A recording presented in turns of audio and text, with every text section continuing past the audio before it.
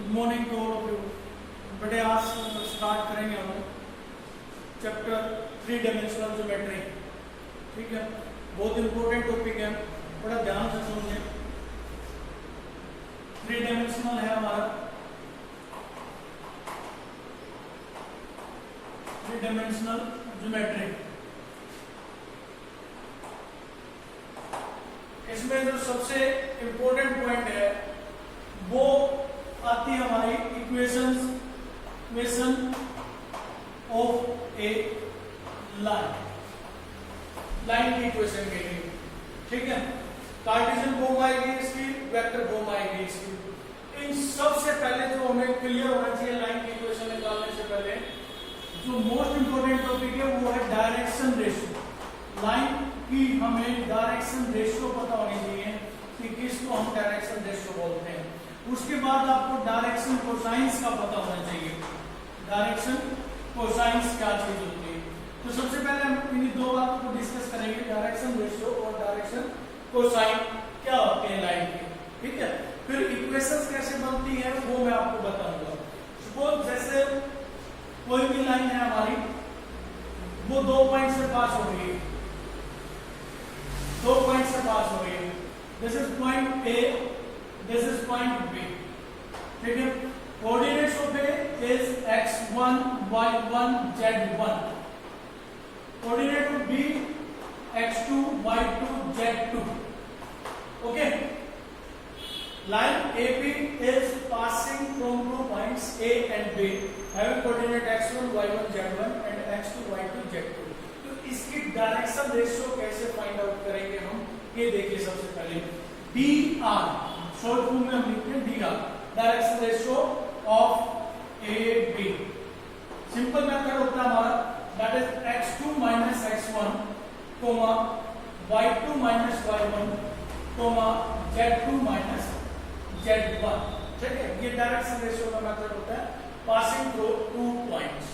अगर आपके पास देखिए, मान लीजिए ये आपको दे दिया जाए 3 2 -1 और 0 1 5। ठीक है, ए के कोऑर्डिनेट्स मिलके आपके पास 3 2 -1, बी के कोऑर्डिनेट्स हो गया आपके पास 0 1 और 5। तो ए बी की डायरेक्शन रेशियो क्या बनेगी, दैट इज 0 -3, 1 -2 और 5 + 1। इसको जैसे आप माइनस करेंगे तो क्या माइनस है, तो माइनस माइनस प्लस हो जाएगा, 5 + 1 6, -3 -1 और 6। ये हमारी direction ratio of A line कहलाती है पासिंग थ्रू 2 पॉइंट्स। ठीक है, इन्हीं डायरेक्शन रेशियो को हम नाम देते हैं ए बी सी। जब हम सिंगल लाइन की बात करते हैं A B C, clear, A B C. जब एक से ज्यादा लाइन आ जाती है, मोर देन 1 लाइन आ जाए, तो इन्हीं डायरेक्शन रेशियो को हम रिप्रेजेंट करते हैं A1 B1 C1।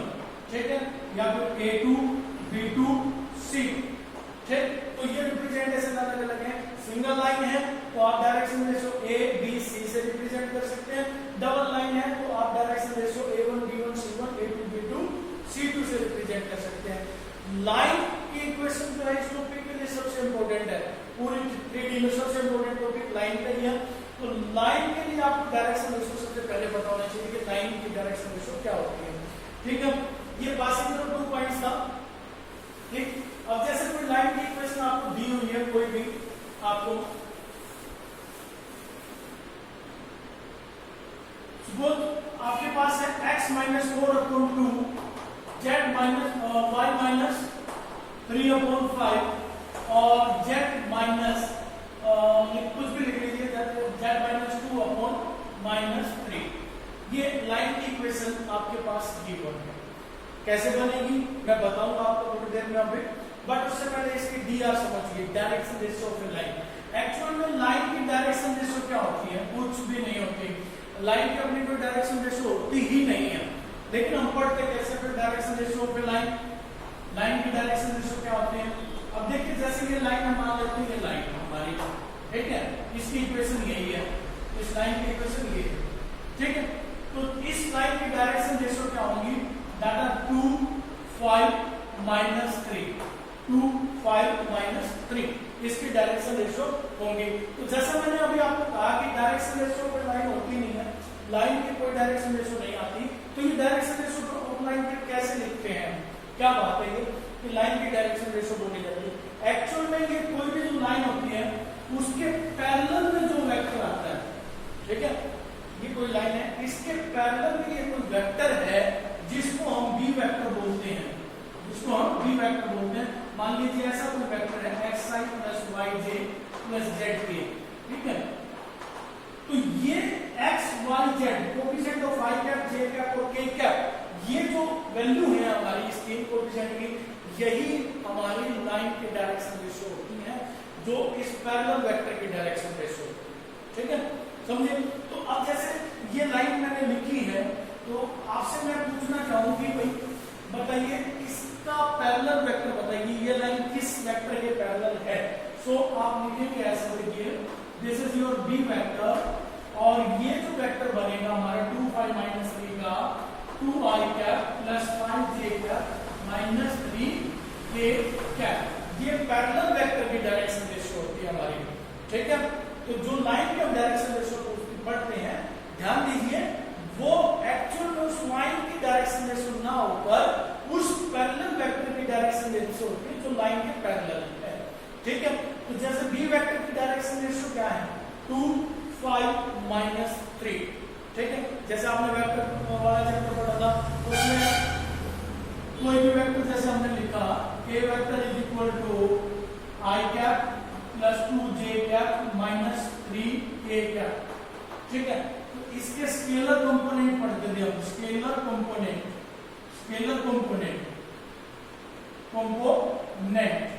Of this vector.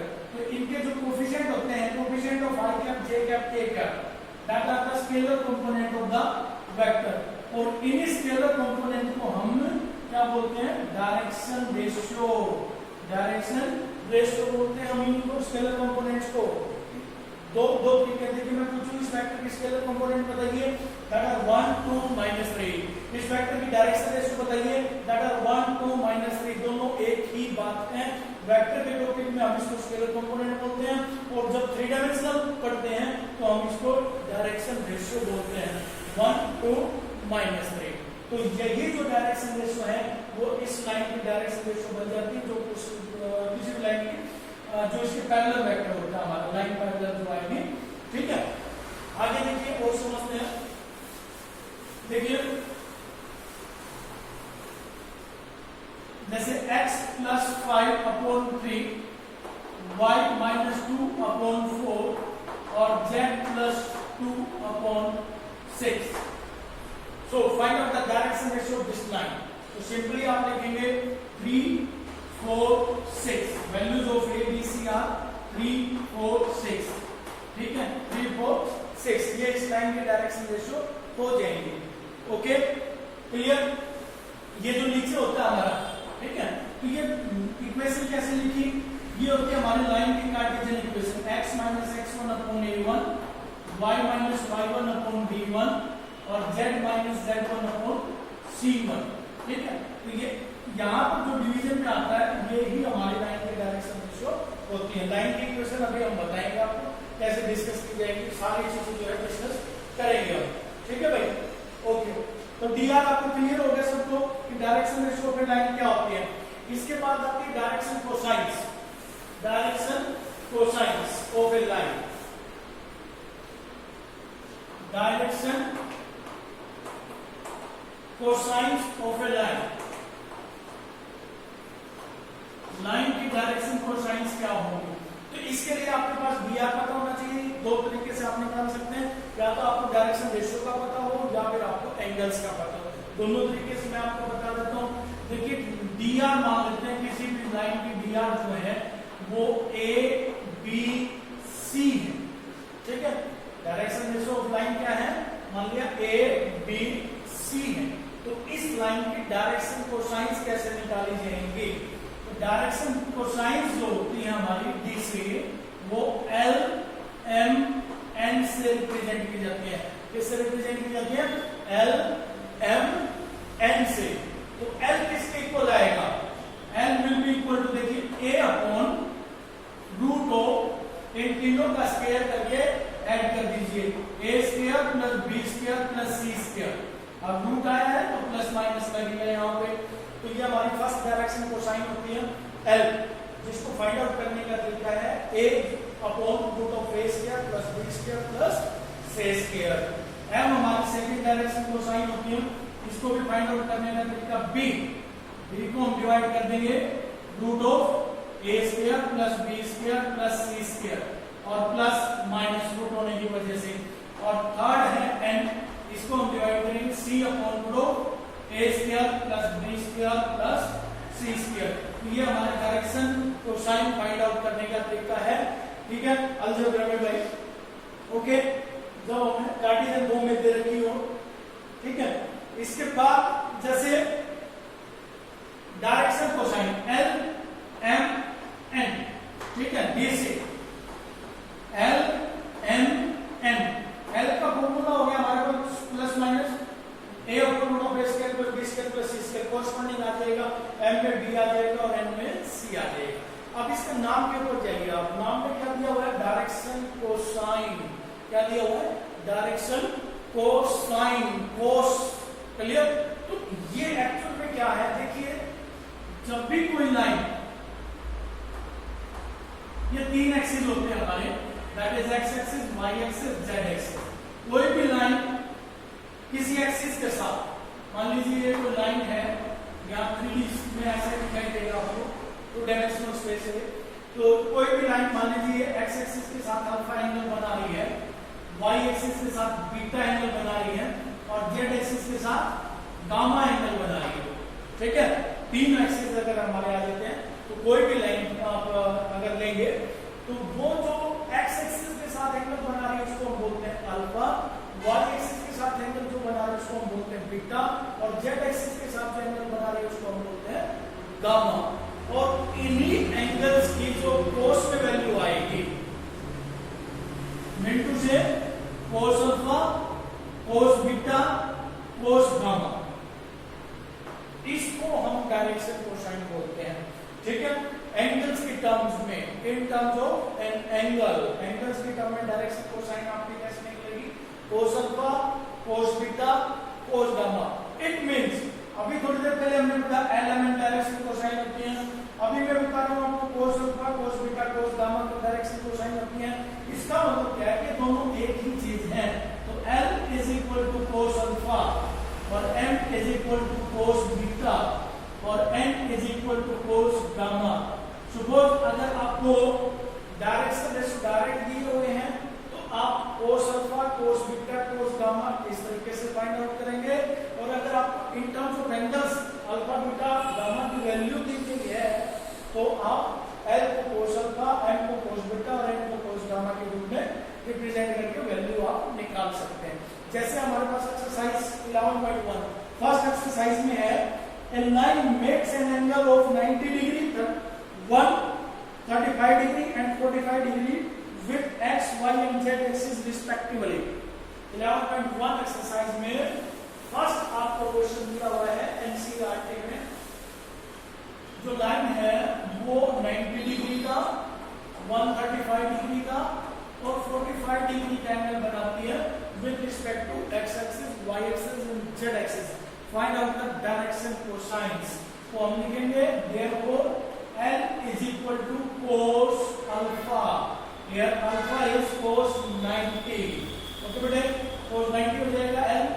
M is equal to cos beta, beta की वैल्यू हो जाएगी 135 डिग्री और N is equal to cos gamma, gamma की वैल्यू हो जाएगी 45। तो कोस 90 डिग्री दैट इज 0 और कोस 135 डिग्री माइनस 1 अपॉन रूट 2 और N कोस 45 डिग्री 1 अपॉन रूट 2। तो देखो डायरेक्शन कोसाइंस क्या आ जाएगी, 0, 1 माइनस 1 अपॉन रूट 2 और 1 अपॉन रूट 2। क्लियर बेटे, कोई दिक्कत नहीं। आप एंगल दिए हुए हैं तो डायरेक्ट आप उसको कोस alpha, cos beta, cos gamma माने और वो आपकी डायरेक्शन कोसाइंस आ जाएंगे। इसके बाद जैसे सेकंड क्वेश्चन में आपको दिया गया है find the direction cosine of A line, उस लाइन की which makes equal angle with the coordinate axis. Angles क्या है? Equal angle with the coordinate axis. तो कोऑर्डिनेट एक्सिस के साथ एंगल कौन से बनते हैं? अल्फा बनता है हमारा, बीटा बनता है हमारा और गामा बनता है। तो इक्वल हो गया अकॉर्डिंग टू क्वेश्चन, ठीक है। Alpha is equal to beta is equal to gamma हो, ये हमारी गिवन कंडीशन आ गई। तो हमें उस लाइन की डायरेक्शन कोसाइन बतानी है जिसमें अल्फा, बीटा और गामा यानी कि वो लाइन तीनों एक्सिस के साथ इक्वल एंगल बना रही है। इससे पहले हम थोड़ा सा वो डिस्कस करते हैं। डायरेक्शन कोसाइन की हमारी प्रॉपर्टी होती है, देखिए L square plus M square plus N square is equal to 1 होता है हमारा। अगर हम तीनों डायरेक्शन कोसाइन निकाल के स्क्वायर करेंगे और ऐड करेंगे, L square plus M square equal to 1 होता है। ये हमारी प्रॉपर्टी होती है डीसी की। इसी तरह अगर हम इन टर्म्स ऑफ एंगल लेते हैं, cos square alpha plus cos square beta plus cos square gamma, that is also equal to 1, ठीक है।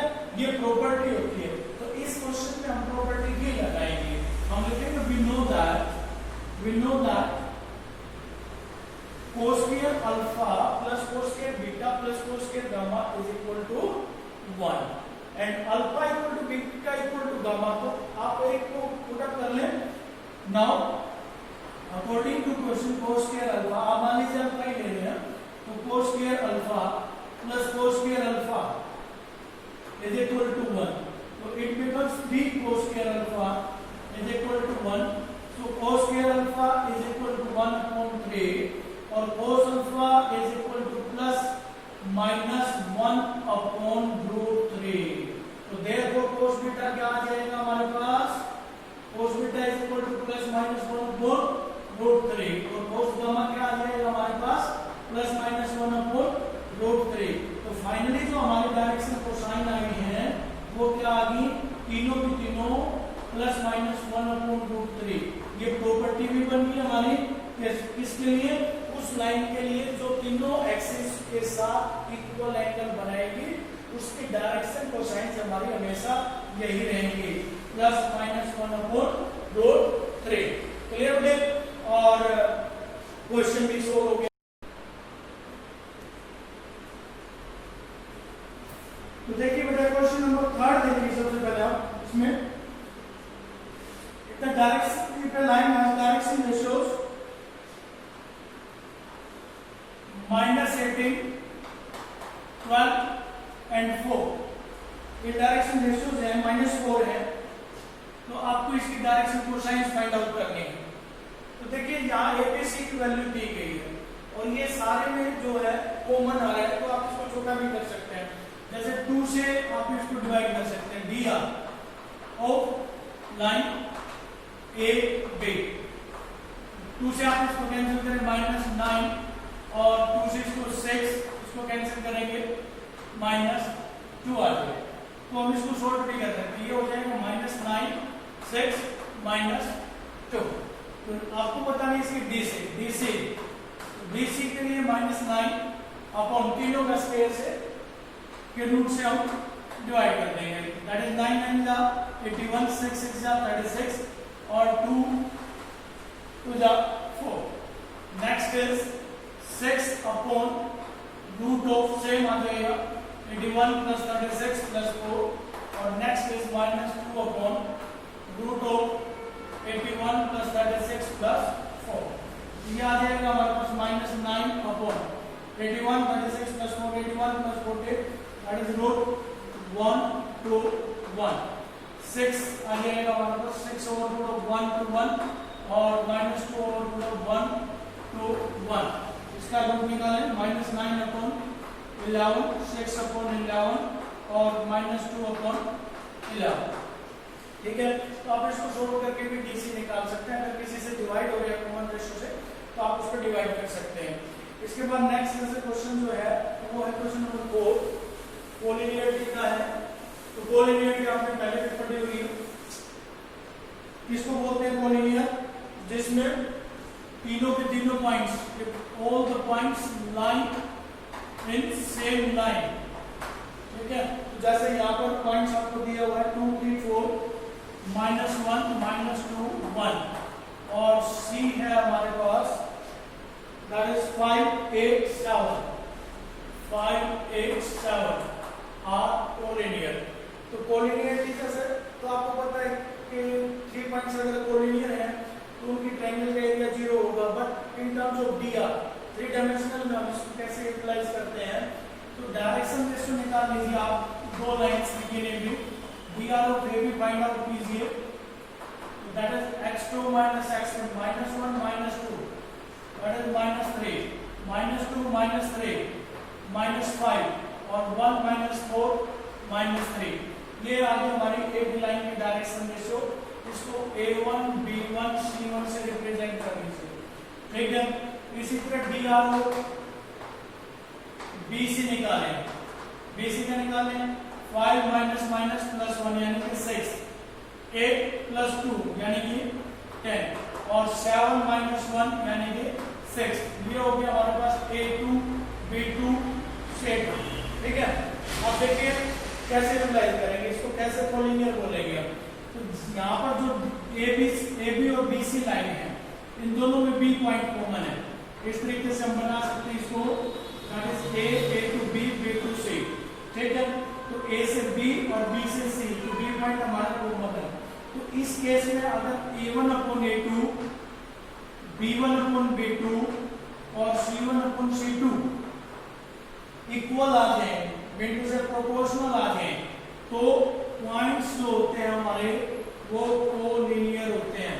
पॉइंट्स जो होते हैं वो क्या होते हैं हमारे कोलिनियर होते हैं। -3/6 यानी कि 1/2 -5/10 हो गया, सारे क्या आ गया -1/2 -1/2 -1/2 -1/2। क्लियर हो गया। तो therefore we can say that points A B C are collinear। तो कोलिनियरिटी की कंडीशन क्या होगी, if the direction ratios of two lines are proportional। Line में कंडीशन यहाँ पे देखिए पॉइंट कॉमन होना चाहिए, AB और BC, BC और CD, CD और EF, इस तरीके से। अगर पॉइंट्स कॉमन नहीं है तो फिर कॉमन नहीं, कोलिनियर नहीं बनेगा, ठीक है। तो अगर दो लाइनों में डायरेक्शन रेशियो प्रोपोर्शनल आ जाते हैं जिनमें एक पॉइंट कॉमन है, यहाँ हम लिखेंगे dr of AB are proportional to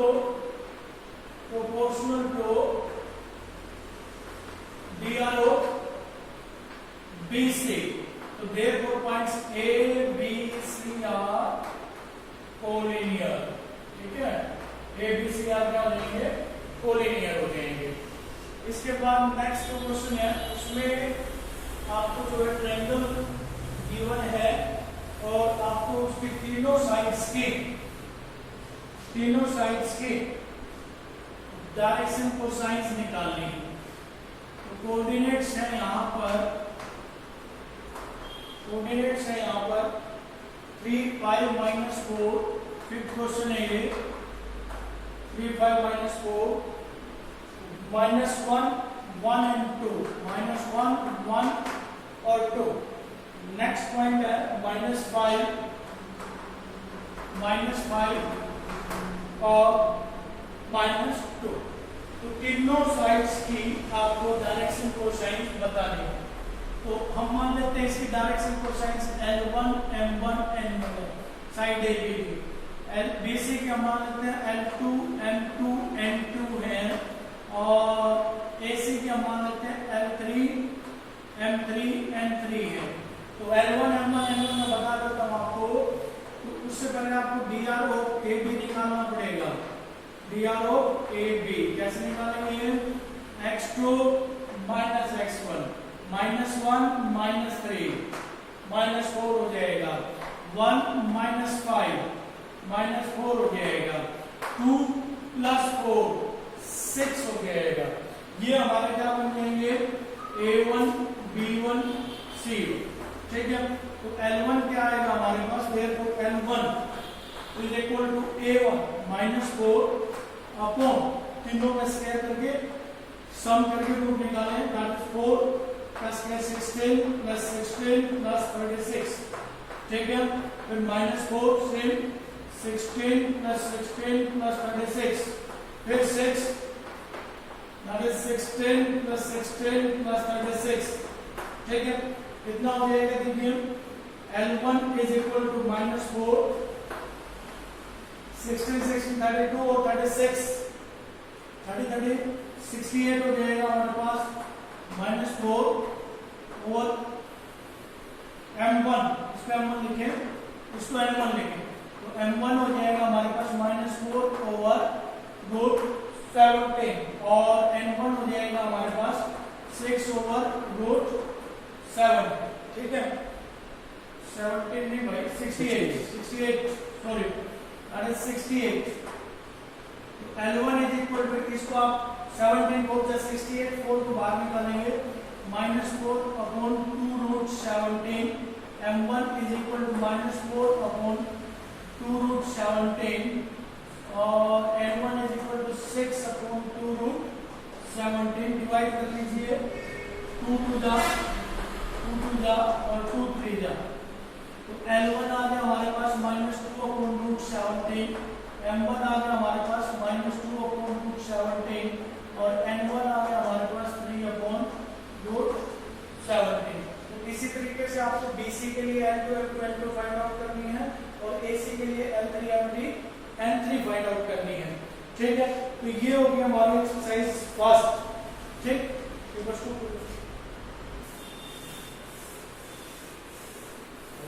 तो इसके बाद जो है नेक्स्ट एक्सरसाइज है हमारी 11.2, ठीक है। अब इसमें भी आपके पास डायरेक्शन कोसाइन से रिलेटेड ही क्वेश्चन है। अब बात ध्यान से सुनिए, जैसे डायरेक्शन रेशियोज को हम रिप्रेजेंट करते हैं A1 B1 C1 से, और जब एक से ज्यादा लाइन आती है A2 B2 C2 और A3 B3 C3, ये तो होगी DR हमारी। इसी तरह आती है DC direction cosines, L1 M1 M1 N1, L2 M2 N2 और L3 M3 N3, ठीक है। तो ये डायरेक्शन रेशियोज होगी, ये डायरेक्शन कोसाइंस होगी। मोर देन 1 2 3 लाइन जब आती है हम ऐसे लिखते हैं, ठीक। अब दो बातें हम करेंगे, एक तो बात करेंगे पैरेलल की, इसकी lines are parallel, okay okay, और दूसरी बात हम करेंगे परपेंडिकुलर की, लाइंस आर परपेंडिकुलर। दोनों केसेस में बताऊंगा, जब आपको DR गिवन हो तो लाइंस पैरेलल कैसे आएंगी और DC गिवन हो तो लाइन पैरेलल कैसे आएंगी, दोनों का एक ही फॉर्मूला है। आप देखिए, अगर A1 अपॉन A2 दो लाइंस की डायरेक्शन रेशियोज प्रोपोर्शनल आ जाए तो लाइन आपकी पैरेलल होती है, क्लियर बेटे। उसी तरह डायरेक्शन कोसाइंस की प्रोपोर्शनल आ जाए तो लाइन आपकी पैरेलल ही मानी जाएगी। दोनों केसेस जैसे A1 upon A2 is equal to B1 upon B2 is equal to C1 upon C2, clear. अगर ये इक्वल हो जाता है, लाइन अलग अलग होनी चाहिए, कॉमन पॉइंट नहीं होना चाहिए, जैसे AB एंड CD, ठीक है। इस तरीके से नहीं होना चाहिए AB एंड BC, तो यहाँ कॉमन पॉइंट बन जाता है, ऐसी लाइन ना हो, ठीक है। ऐसी लाइन में पॉइंट्स कोलिनियर बनते हैं, ठीक।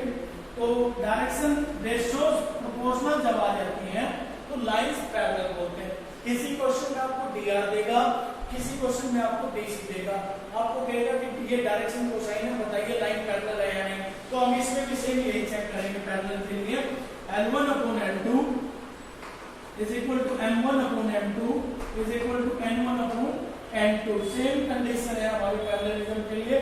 और परपेंडिकुलर के लिए आपको अगर डायरेक्शन रेशियो गिवन है तो if A1 A2 plus B1 B2 और plus C1 C2 is equal to आ जाए 0, तो लाइंस आपकी परपेंडिकुलर होंगी। और इसी तरीके से अगर L1 L2 plus M1 M2 plus N1 N2 अगर आ जाए तो भी लाइंस आपकी 0 आ जाता है, तो भी लाइंस आपकी होंगी परपेंडिकुलर। फिर से सुनिए, पैरेलल डायरेक्शन रेशियो गिवन हो या डायरेक्शन कोसाइन गिवन हो, फॉर्मूला एक ही है, A1 upon A2 B1 upon B2 C1 upon C2 बराबर आने चाहिए, तो लाइंस पैरेलल होंगी। सपोज आपको डायरेक्शन कोसाइन गिवन है तो L1 upon L2 L1 upon L2 L1 upon L2 को लाने चाहिए, तो लाइंस पैरेलल होंगी, ओके। आफ्टर दैट परपेंडिकुलर, अगर डायरेक्शन रेशियो गिवन है तो A1 A2 plus plus b1 plus c1 c2 equal to 0 आना चाहिए। और डायरेक्शन कोसाइन गिवन है तो L1 L2 M1 M2 plus M1 M2 equal to 0 आना चाहिए। दोनों का सेम केस है। तो जैसे फर्स्ट क्वेश्चन दिया हुआ है हमारे पास, आपको कहता है कि 12/13 माइनस 3/13 और 4/13, ठीक है, माइनस 4/13। फिर सेकंड आपके पास गिवन है दैट इज 4/13 12/13 3/13। नेक्स्ट आपके पास गिवन है 3 माइनस 4 3/13 माइनस 4/13 और 12/13 आर परपेंडिकुलर। और ये क्या गिवन है, डायरेक्शन कोसाइंस गिवन है ये। तो आपको परपेंडिकुलर प्रूव करना है। तो इसको आप L1 M1 N1 कंसीडर कीजिए, L2 M2 N2 कंसीडर करिए, ठीक है, और इसको आप L3 M3 और N3 कंसीडर कीजिए। अब देखते हैं लाइन 1, लाइन 2 और लाइन 3 आपस में परपेंडिकुलर है या नहीं है। तो L1 into L2 ये वाली कंडीशन लगाइए, L1 L2 plus M1 M2 plus M1 M2 plus M1 M2, ठीक है। तो 12/13 into 4/13 48/169, फिर -3 और 12 -36/169, फिर -12/169। टोटल आपके पास हो गया 48 - 48/169, that is 0/169 is equal to 0 आ गया। तो इसमें आप कह सकते हैं कि लाइन 1 जो है लाइन 2 के परपेंडिकुलर है। ऐसे ही हम इन दोनों की प्रोडक्ट को 0 शो कर देंगे, तो लाइन 2 लाइन 3 पर परपेंडिकुलर हो जाएगी। फिर फर्स्ट और थर्ड की प्रोडक्ट 0 कर देंगे, तो लाइन 1 और लाइन 3 परपेंडिकुलर हो जाएगी। तो 1 2 पर परपेंडिकुलर, 2 3 पर और 3 1 पर। तो तीनों से आप क्या कंक्लूजन निकाल सकते हैं कि तीनों जो लाइनें हैं वो लाइंस आर म्यूचुअली परपेंडिकुलर, ठीक है। इसके बाद जैसे सेकंड क्वेश्चन जो दिया हुआ है क्वेश्चन है, उसमें है हमारे पास